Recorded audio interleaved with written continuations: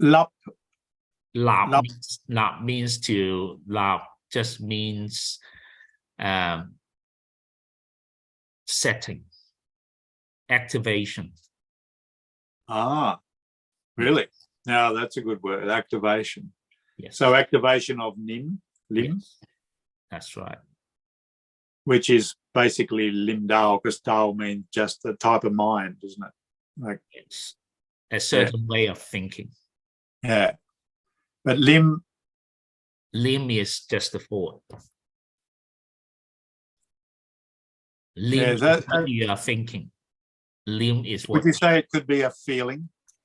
No, is a result. Feeling is a result of your thoughts. But are they conscious thoughts, like word thoughts, or it's a different, it's a visual thought? They have to be conscious because you are actively looking for it. You're actively using it. So it's a conscious. Right. But it is, the way I think about it, which I think is right, is like it's a thought, but it's like a visual, like a 3D construct, like the Yi idea, you know, that's a sort of feel my whole body inside and out. If that what makes you think it will improve, then so be it. Doesn't matter. Don't get caught up with it. Because if you look at all this Chinese literature, talk about mind, talking about spirit, talking about all that, you read 100 books, they will have 100 different kind of definition. Because why? It's written by 100 different authors. Yes. Every one of them will think differently. That's why they will get different feelings. So don't get too caught up with the word. That's my advice for those non-Chinese people. Otherwise, you'll still be around and around in circles around that word. No, that's really good advice, and very Chinese too, I must admit. It's there's Chinese wisdom. I think, obviously, I think a bit too much. You know, I come from that tradition of logic and thinking. But Wing Chun is a thinking art. You can't practice without thinking. But if you think too much, then you can't practice. Yeah. Okay, so that's why I told you those 3 stages. First, you have to activate. You know, once you understand and activate, then you can generate. That's great. That's really great. Activate, then generate. Yeah, you have to look for it first. You have to look for it, then you can activate. If you don't even know what you're looking for, how can you activate? Yeah. Well, there was a time when people were thinking of Nim Lik, and I think still some people do, that it's something that only Qigong had, and that it's his superpower. And I've always had an issue with that. I just think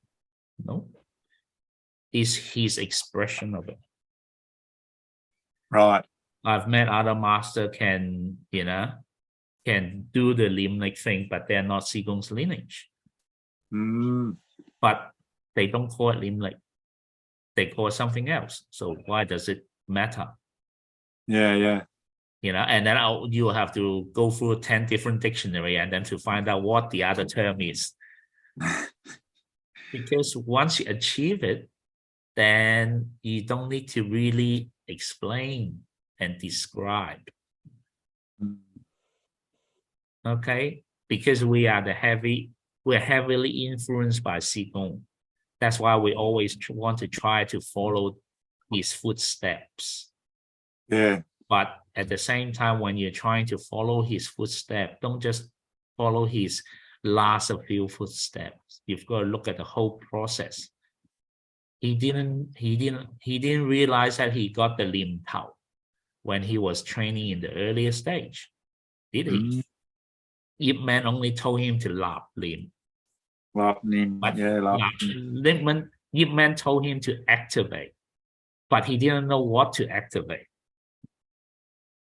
Until later on, through years of practice, then he knew, then he started to understand what is Lim Tao. Right? So everyone has to go through a certain stage Qigong didn't born, with the limb leg. It didn't. It's through training. Okay. So, and without Yip Man telling him what to look for, then Qigong Kun may not be able to find it. Right? So it's just your mentor or your instructor tell you to do a certain thing, to look for a certain thing. So you have to go and look for it. Once you find it, then you can use it. Right? That's all. So don't get too caught up with limb leg or whatever. Even though you keep dwelling on the ideas of that term, but you won't improve in your Wing Chun perspective, until you can do it. It's just all talk. Yes. That's right. So, but it's just people are so fascinated about it. So, and also when Qigong was just trying to use that term to remind us that we have to learn how to think, how to use our mind when we practice. So that's why we've got that reference. But Qigong is never Qigong's intention. I don't think so. That intention for you to really to spend too much time about working on what it really means. He actually want us to practice. So, but of course, many people want to talk about it and think about it more than practicing it. And again, like I said, if you don't spend hours and hours in accumulation of doing Siren Tao, you will not really generate any Lin Tao. I mean, I'm not saying, Wing Chun or any other Chinese martial arts, all of them share that similarities, using the mind, using the body, using all those, but it's through those training that they can get it. So other martial arts, they will use a different phrase, different terms, different word. So, but then at the same time, a lot of people will be stuck by the word and then thinking that is the only thing that in that particular martial arts has got, but it's not. If you really study Chinese martial art as a whole, everyone share those special ingredients that you're looking for. Okay. All right. So it's just like Chinese cuisine, soy sauce. Each one will tell you they have their unique way to make that soy sauce. Right? Of course, you can taste differently with different kind of soy sauce, how it make. But at the end of the day, they're still soy sauce. Right? Yeah. So yes, I'm proud that we are lucky enough, we are fortunate enough to follow Qigong footstep, his expression of Wing Chun, Sifu Jim's expression of Wing Chun. But at the same time, it's not the one and only. To make it one and only, it has to be you, not them. Okay, that's how I see it. It has to be you, not them. Exactly. That's right. So it's their force, it's their Lim Tao, but it's not yours. Until you have yours, until you have activate yours, then it means something. Otherwise, it doesn't mean anything. Otherwise, you can just put it right down in the book or put it into the history book. That's about it. Dai Xing's Lim Tao is different than Tony Saylor's Lim Tao. It's different to Mo Si Bak's Lim Tao. It's different to Peter Wong's Lim Tao. Because each one of them are on their own. Each one of them have different attachment or receive different ingredient from Qigong. So how are you going to get all the Lim Taos and then put it into your mind, put it into your own body? That's the challenge. Yes, that's very well put. And this is exactly why I wanted to talk to you. You know, it's just cool to get. But probably it's not. It probably is not a cool thing, because why? Then I debug all those commercial marketing that their special ingredient is not so special anymore. Wing Chun is a relatively young martial arts in Chinese history. Tai Chi has a lot more vintage, so to speak. And also Tai Chi, along the way, they have attracted a lot of educated people so that they can put more into the words and wisdom or literature, so that that is good reference for a lot of other martial arts people to use. But how many of the Tai Chi people truly understand Tai Chi? How many of them just go by the words in the literature and think that's what it means? Yeah. It's different. Keep going back. Kung Fu is just accumulation of effort. Yes, of course, when you read more, you may gain more knowledge. But it doesn't really mean that you have that knowledge.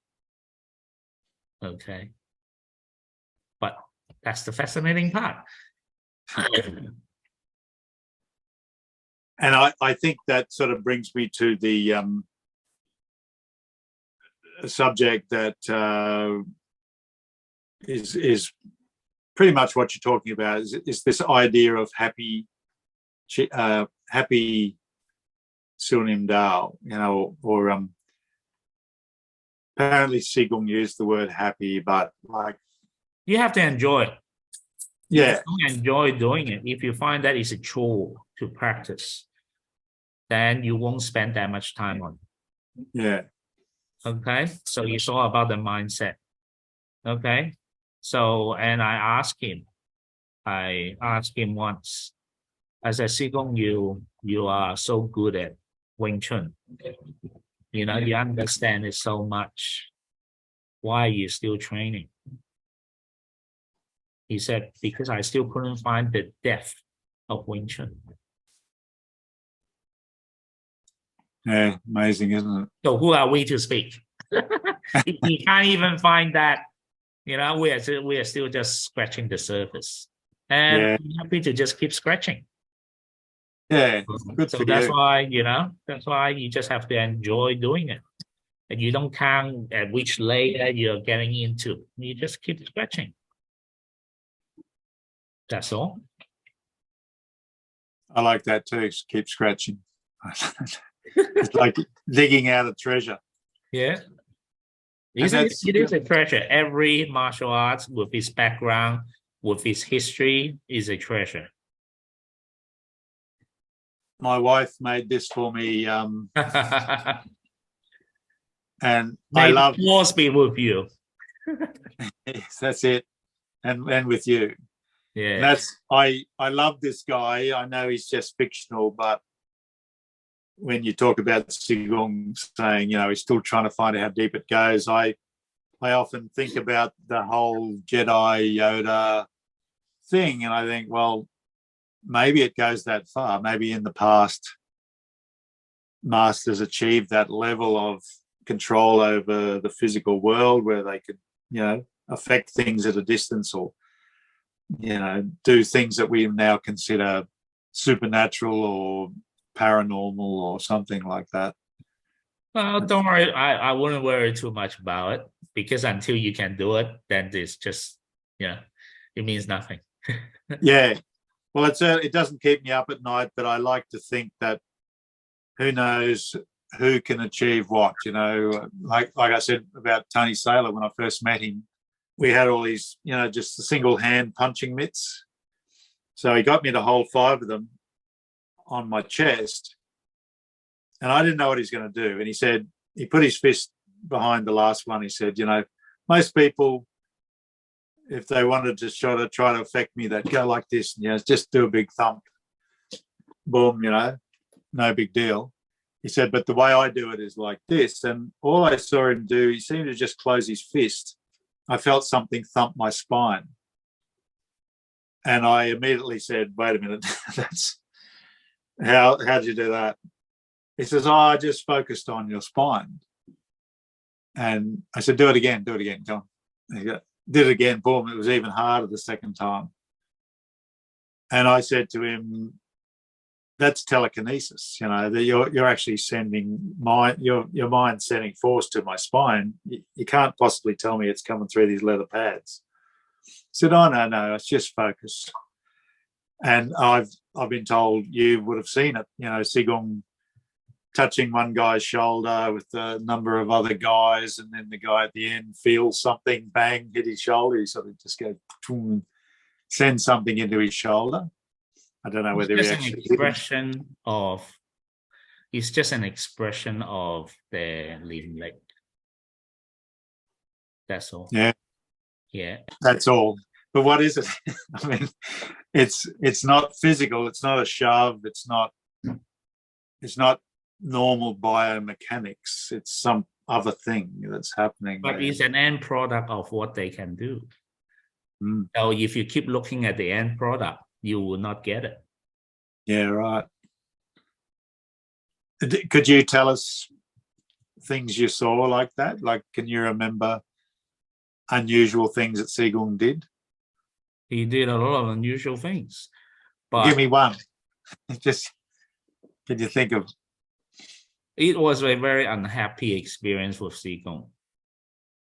Yeah. Because Sigong told me to put as much force as I can onto him, and he didn't even budge. Right. So you're a big guy. I'm relatively big. I was doing the champion, this pivot and driving the palm strike down. He was just holding it on like this, you know, not even in his stance, not even doing anything. I couldn't budge, I couldn't move. It's just like I'm pushing against the earth. And then he said, is that all? And then he just slightly just roll it up, and then I just end up flying the other way. So it's a very unhappy experience, I would say. For you? For me, because I couldn't find a logic behind it. But then he said to me, it's beyond my imagination anyway. So that means I wasn't ready. Yeah. I wasn't even ready to understand. Yeah. So then why do I still want to look for answers? Because I asked him how he does it, how and all that. Because being influenced by Western education, you want to learn the how so that you can do it yourself. Yeah. Right? So we all got caught up by the how. But then for him, it's more just do it. Once you can do it, then you can then do other things. Right. All right. So I was looking for the how he could transfer my force to the ground, how he could do whatever. Did he turn his spine? Did he absorb it with his knee? Did he absorb with all the joints? Did he do? I was looking for that how. He was just saying it's beyond the imagination. So what does that mean? That means, am I stupid or something? No, it's not. He didn't mean it that way. He just mean that you're not skillful enough yet. So for you to look for how Tony Saylor did that tap, it's just an expression of his skill. Yes, that's it. Okay, so if you just copy or trying to follow how he did that, but you haven't got the substance of him. So that's the difference. Okay, that's why I say it's an unhappy, encounter with Sigong. That didn't make me too happy. But those things set a benchmark. You think this is possible for a human to do that? No, it's just that along the years of training, I thought I may have gained some knowledge about Wing Chun. I may be able to understand Qigong a bit better. So my old habits of looking for the how come back out. Right. Instead of just do and practice. Then Qigong taught me the lesson again. Yeah, wonderful. Wonderful stuff. But then again, I still don't know how now, how he did it. So does it mean that I haven't improved along the years? Probably in his eyes. Yeah. So that's why I don't bother to look for that how he did it anymore, because it will be a never solving puzzle. Yeah, it's great wisdom in what you've been saying. Thank you. I do get what you're saying. You know, that I try to work out how a lot, but as you say, that's not what really matters. It's the practice and to practice and to practice and to practice and let the art show you, like reveal itself to you. That's right. Which is trippy stuff. But it's hard to measure. See, it's hard to measure when you don't have that. A lot of times when people will say, I've been training for years, blah, blah, blah, blah, blah, blah, blah, but they don't show it. So then that means their substance within them hasn't grown enough to show it yet. But that it can be frustrating then, because everyone who loves the art will put in a lot of effort into it. But how come it doesn't show? People will start to doubt themselves. Yes. So then that's why Qigong will just remind us just to be happy, just train, just enjoy your training. Yeah. You know? Well, I brought that up because I often feel a sense of bliss when I'm training that doesn't quite make sense. It's like it's just standing there moving your arms and doing things, but I feel this beautiful, soft, happy feeling, and all the stress goes away from me. And sometimes I never want to leave there. I want to just stay there. You know. There you go. See, you're in the zone. You're in the zone. So that is, one of the feelings that you get when you are training in that certain way. Yeah. So but it's just everyone will go through different types of experience when they train. Yeah. Depends on how much you put your mind into it. Yeah. Positively or negatively. There's a lot of things. That's why you don't tell people to train positively, is because Qigong, for me, from my understanding, he may have gone in thinking too hard when he trained as well at a certain time of his life.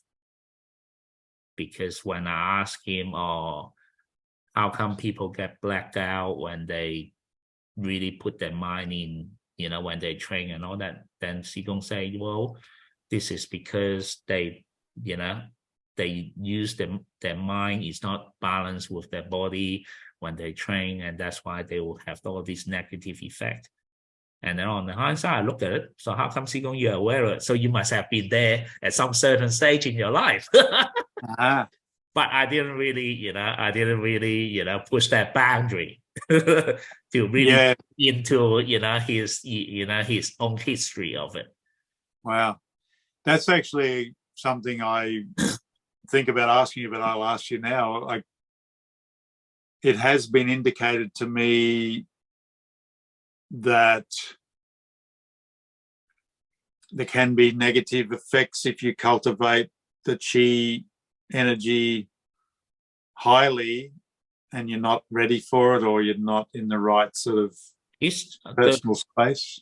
The way I can explain it is, let's say if you can only do 10 push-ups, but you really push your mind to do extra 10, how much it would affect to your body after? Yeah. Of course, it's not going to be good. Yeah, right. So, and then if you do that for one day, then you give up, then it's okay. But then if you keep doing it for the next 5 days. You may feel better after 5 days, but the damage, if the effect you effect on your mind and your body thinking that it's okay to do that extra 5 days, maybe even worse. It may even take you longer to recover. Right. So we don't know that. Do we? No. So what would your advice be about, cultivating chi? Just let it cultivate by itself. Don't force it. Do you have you heard of the idea of thanking your chi? Like, well, as long as you're grateful for everything in this world, then that's enough. You don't have to be thankful specifically to chi. May I ask you what you think chi is? Chi? Well, in our lineage, I think we don't specifically look for it, like a lot of things. But when you practice it correctly, you will feel something about it, how it affects your body.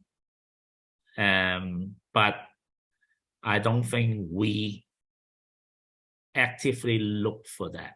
We do all these internal alignments, we do all this mind process of doing it is part of the backbone of generating chi.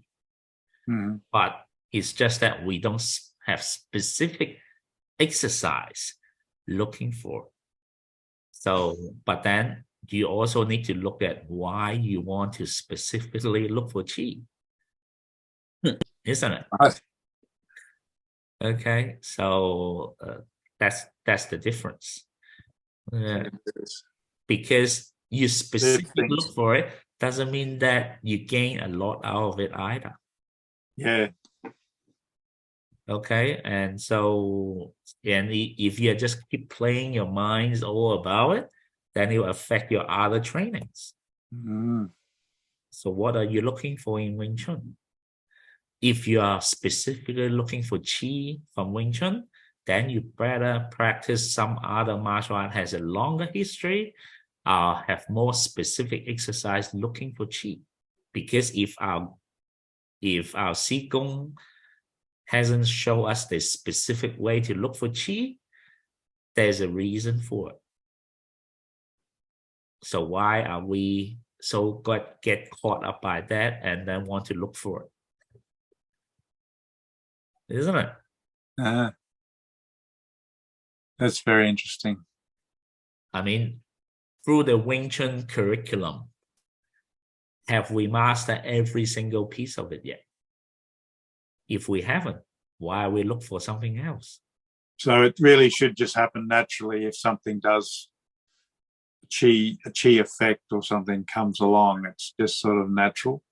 That's right. So when you probably hear other stories from Qigong, from the encounter of Qigong, when Qigong is holding the arm out, then he'll just pump his chi out and then you can feel the sensation, right? I said, and then I was stupid and dumb enough, blunt enough at that time. I said, what's the use for that?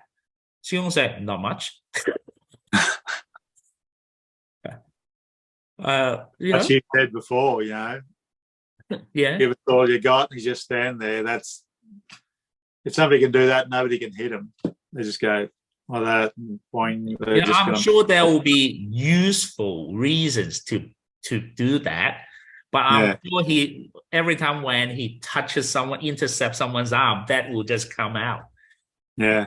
So, but again, for the same reason, why would you want to specifically look for chi? You may better off just to do your better tan cell, better whatever first, right?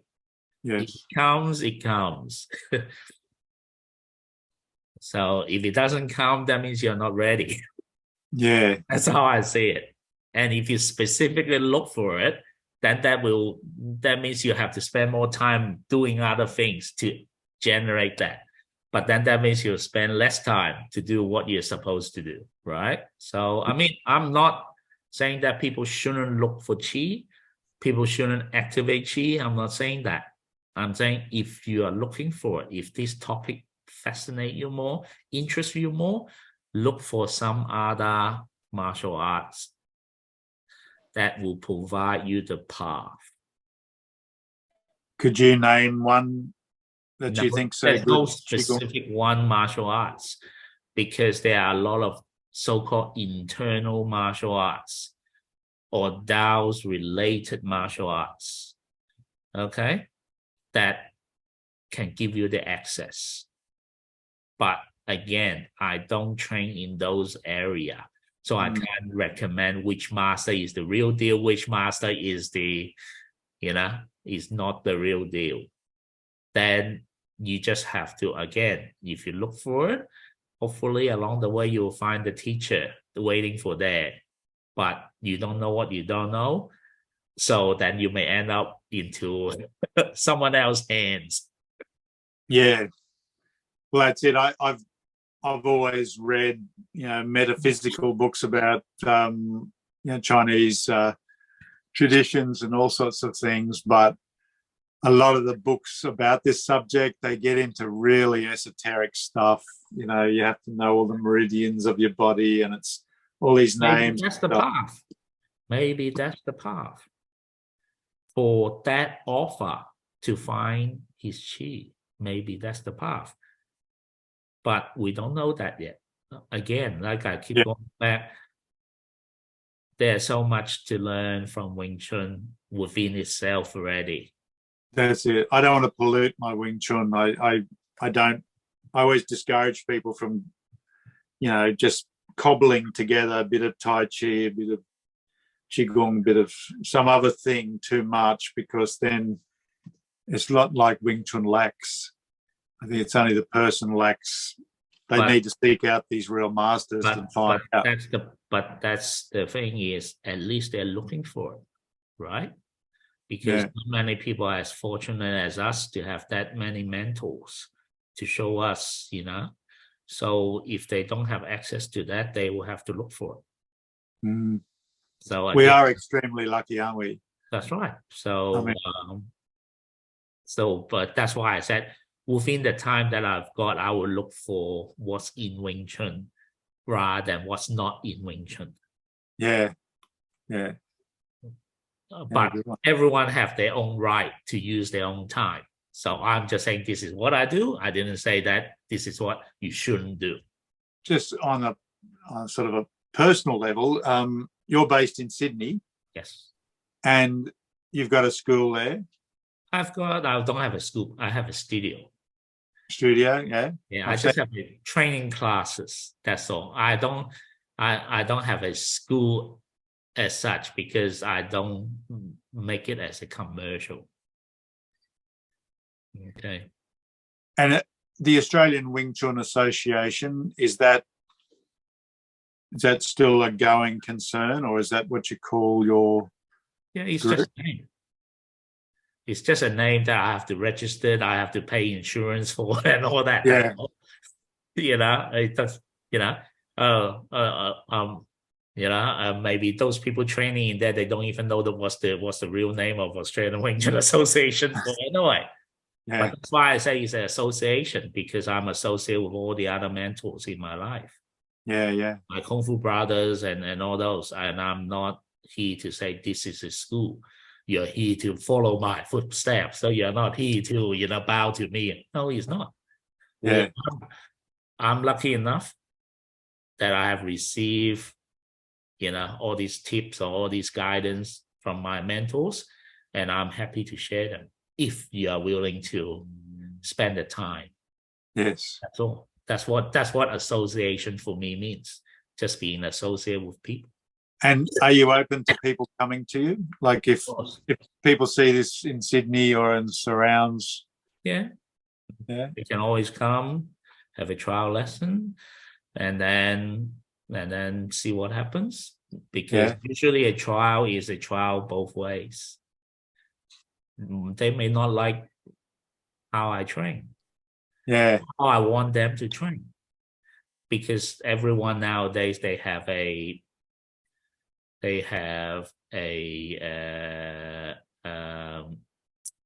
preset mindset that how they think Wing Chun should train. Yes. Okay. And I'm not saying their thinking is incorrect, but I'm saying if you're coming to this door, if you're coming to here to train, then you have to go through those training exercise. Whether you like it or not, then that's what the trial is for. Yeah. Good one. Because, yeah, having said, like, everyone have a different approach. You have met different, mentors in your life. Every one of them, they train differently, slightly differently, right? So that's how it is. Yeah. And how many guys and girls do you have there? Not many, because after COVID, after all that, training may not be their first priority anymore, But again, it doesn't really matter. That's why if, as long as I'm there, I'm training. So I see myself to have a place to train. Yes. If people come, then they can come. If people, they happens to be, not having a feeling a good day, then don't come. That's fine. I'll be there. Yeah. Yeah. Well, I'm going to definitely come and visit you when I finally get back to Sydney. I used to go there a lot. I haven't been there for a couple of years now. Sure. I'd love to meet you personally and go out and have some food. And absolutely. Keep chatting. Definitely. Yeah. And thanks so much for your time. I probably should wind up, I suppose. Yeah. I'm happy to keep talking, but I don't want to take too much of your time. We've been talking for an hour and a half. But yeah, thanks, mate. It's been a great pleasure. And you've taught me some cool things, given me some great ideas. And I really love that Lop Nim Dao Limlick, the way it's activate. Activate, was it applied? Generate. Generate, yes. Activate, generate. That's very, very cool. And that's the best explanation of Lop Nim I've ever heard, activate. That's how I thought it was, what I thought it was, I thought it was maybe find in mind, but well, activate. You have to find first so that you can activate. Yeah. Okay. So you have to find it first. Yeah, right. That is a long process. Finding is a long process. Activating is a long process. Generating is another long process. Yeah. And I sometimes think, why do we do it? Because, I don't get into fights. If somebody wants to fight me, I go, I can't fight, mate, Maybe that's the best fight him out there. that's the best defense you ever need. Yeah. I haven't got an ego about it. I'm like, whatever you reckon. I'd rather be like Jackie Chan, accidentally knock him down. Oh, sorry, I didn't mean to knock you over. Yeah, okay, let me hold you up. Oh, I threw you over there. I love that attitude Jackie has in some of his movies. Just lastly, are these still for sale? And like, where? I have no idea. Would they be through the alumni maybe? Or yes, it will have to be through an alumni. We were just helping the alumni for that at that time. And after I finished that, they have all the script and all those files and all that. I may not even have those files anymore. Right. Because I don't see that as my property. Yes. I help out Qigong. We help out Qigong at the time. Other people are involved into this project as well. So I just give it back to alumni. Yeah, good on you. So that's the true spirit. Don't call me and message me what is page 4 and what does that line means. Because why? I don't even know. I haven't looked at that for years. Yeah. I don't even. It's very well done. I don't even have a copy myself. And you're one of the very best, Chinese English speakers. Like, your English is perfect. And what are you talking about? I still haven't got the Chinese accent, don't I? Oh, yeah, but that's just charming. But your English is actually perfect as far as I can tell. Yeah. You've got a Chinese accent. I got a drawling Aussie Queensland accent. Doesn't matter. Exactly. We can understand each other. It's a multicultural, country. So we've got to accept that. Whether you like it or not, you still have to accept it. Yeah, I've always loved that we're like that. It's the best thing about modern Australia. Anyway, mate, I'll thank you again, and it's been a real pleasure. And I wish you well. Have a great, Happy training. Yeah, happy training to you too.